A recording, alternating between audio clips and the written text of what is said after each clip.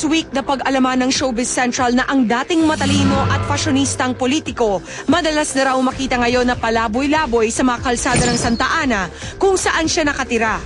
Alex, hanggang dito. Uupo doon. Kinabukasan ng umaga uwi. Pupunta doon, mag-almusal, alakad na naman.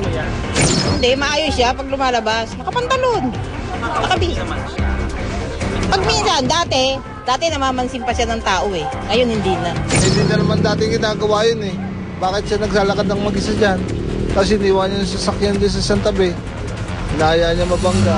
Siya ay si Sita Astals, nakilala bilang komedyante sa telebisyon at pelikula noong dekada 90. Nakasama niya sa mga sitcom ang ilang sikat na artista tulad ni Dolphy at Claudine.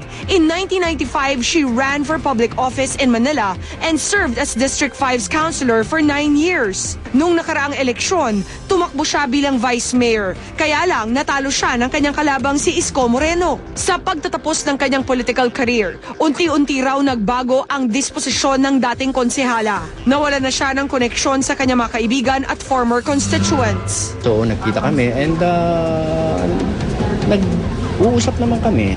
Wala naman siya sinasabi sa amin na may kailangan siyang ganito, kailangan niya ng financial, kailangan niya ng ganito.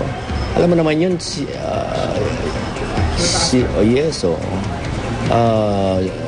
she will do it on her way. No? Depresyon nga ba ang nagtulak kay Sita para ubusin niya ang mga oras ng bawat araw sa paglaboy sa kalsada? Is she in desperate need of help ngayong mag-isa niyang hinaharap ang mga pagsubok ng pamumuhay ng mag-isa? Tinunto ng Showbiz Central ang lugar kung saan madalas daw nakikitang nakatambay si Sita. Matapos ang ilang oras ng paghihintay, nakausap siya ng aming staff at pumayag siya sa aming alok na magpa-interview. Unang binigyang linaw ng former councilor ang isyung naglalagi na lang daw siya sa kalsada. Hindi totoo. Merong land grabbing syndicate dito sa atin. No? At ako ay binibiktima sa kasalukuyan.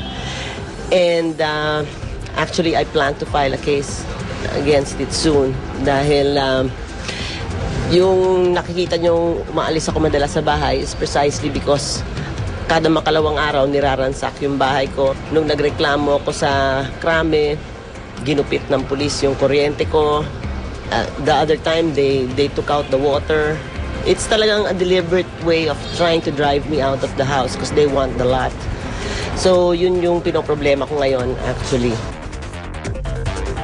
Makailang beses na raw idinulog ni Sita ang problema niyang ito sa pulisya. Kaya lang, hindi pa rin daw ito natutugunan hanggang ngayon. Sinadya namin ang Santa Ana Police Station 6 para alamin kung bakit hindi raw naaaksyonan ang mga reklamo ni Sita.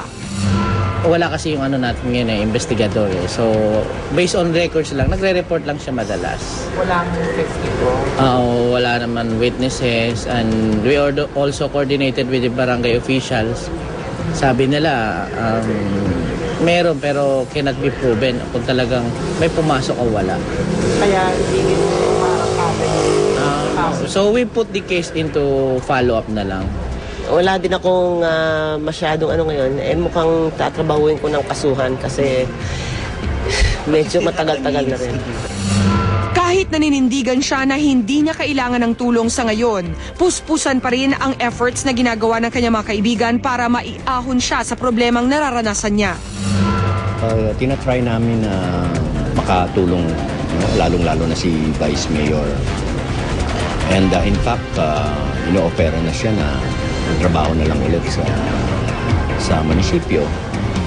Kaya lang siyempre, alam mo naman din si Sita, strong strong woman yan na kung hanggat kaya niya, kakayanin niya. But siyempre, she needs friends that will take care of her or relatives. Kaya we're trying din hanapin kung sino yung mga kamag-anak niya talaga nandito pa. So, siguro kung merong kamag-anak si Sita at mahal na mahal namin siya, so nananawagan kami sa relatives and talagang very very close kay Sita na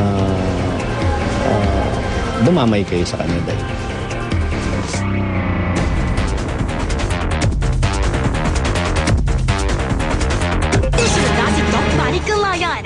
live na live. Totoo bang sikreto na silang nagpa-divorce ng kanilang kasal ni Dong Dong Pai?